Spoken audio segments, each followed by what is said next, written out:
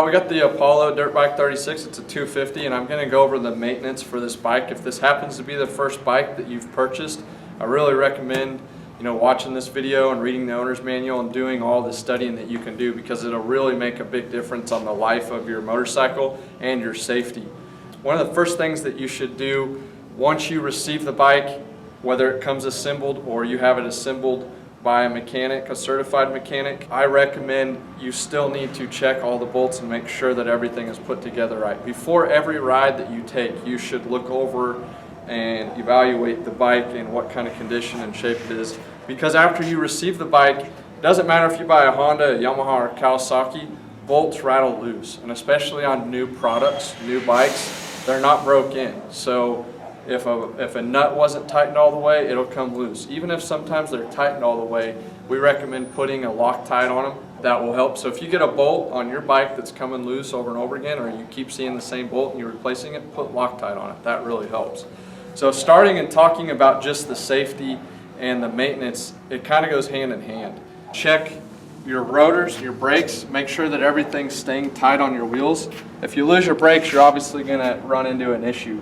You're going to want to take an 8, 10, or a 12 millimeter wrench, which will usually cover almost any dirt bike that we sell. And you're going to want to make sure they're staying tight. Make sure that these are your rotor bolts are staying tight. And then I just kind of follow the bike all the way around. Make sure your foot pegs are okay, kickstand. You want to make sure your chain's okay. If your chain comes off, your chain can derail, which can cause it'll lock up your rear wheel. If you're in the air or if you're riding, it can cause you to crash. So let's start with your chain and your maintenance on your chain.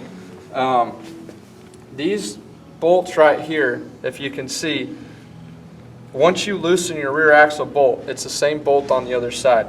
The chain stretches. So the further back you come, if you're going to tighten your chain, it's going to pull the chain tight. You can't just do it on this side. You have to do it equally on both sides.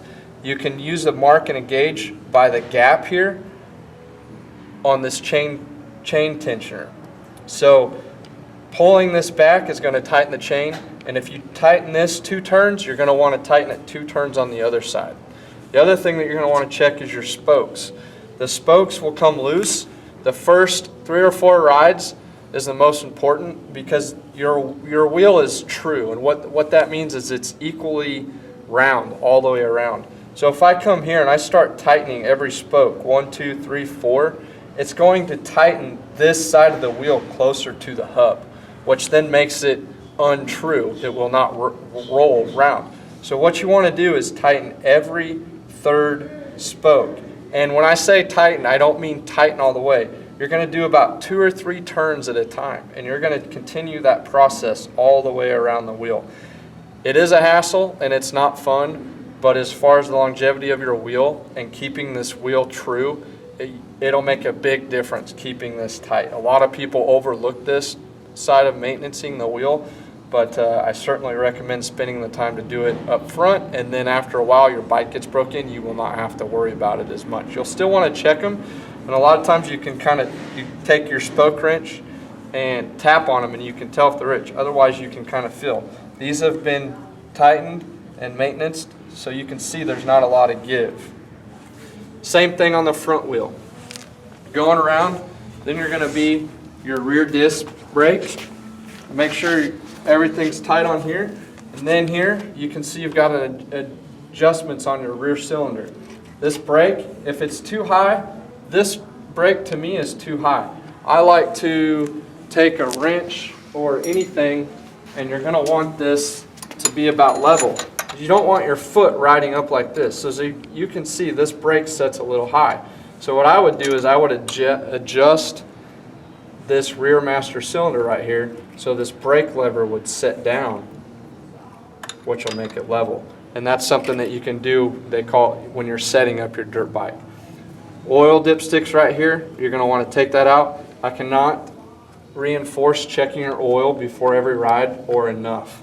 When this bike is level, most bikes, some of them do have a window, some of them don't. This bike does, which is great because I can easily check my oil through that window. I don't have to take the dipstick off. Let's go ahead and talk about your front brake and your clutch lever. What's comfortable for you may not be comfortable for somebody else, but you don't want your front brake lever and your clutch lever way down here, and you don't want them way up here. Usually a good starting point is right in the middle, and then you can adjust either way. Preferably, you want to become a good enough rider to where you can ride with 1 or 2 fingers or even a middle finger on your brake and your clutch. So that helps a lot. Don't try to finger all of them, because then you lose control of the throttle or you lose control of the handlebars. So moving on to the next, we talked about the front wheel spokes. So now that we've made sure that everything's tight and your controls are set up properly, give it a small break-in ride. And when I say small, start it up, let it idle, warm up, go down the driveway, give it a little test spin. Do not over rev it, keep it at a very low RPM, and this is what we call the break-in cycle. You don't want to get on the bike and just hammer the gas. That doesn't give your motor, your valves enough time to properly break in. They got to get oil to them. You don't want to over rev them. That can cause them to get loose and cause problems inside your motor. So break it in smoothly. Do this 3 times, 3 heat cycles.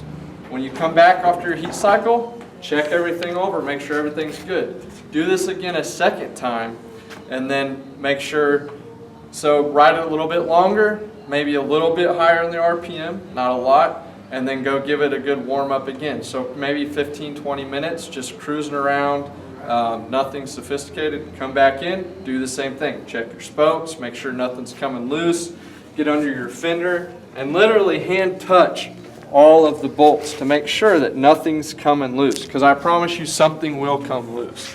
And it doesn't matter what bike you buy. A lot of people may blame it on being a Chinese bike, or I've rode Hondas, Kawasaki's, everything my whole life. It's all the same. You have to go through this process. So now after 3 times, I recommend doing a full oil change.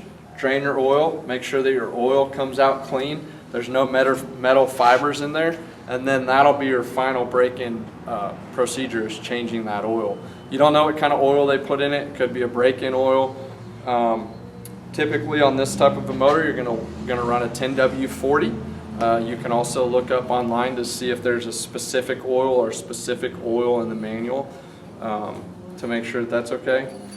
Now that we've gotten the maintenance down, if for some reason when you get the bike and it doesn't start, some things that you can try. You put gas in it, make sure that the bike is not in gear, make sure that you have your on switch on the proper way. It's got to be up to where the circle is, not with the X. And then if it still for some reason doesn't start, first thing you're going to want to do, make sure that you're getting gas to your carburetor. Follow the gas line down to here. Make sure that your gas is on. That's off, that's on. It's different on different dirt bikes. Make sure that it's off and on. If you are getting gas into the carburetor, the next thing that I'm going to do is I'm going to make sure that I'm getting spark. A lot of people don't know how to even test spark. What you're going to want to do is take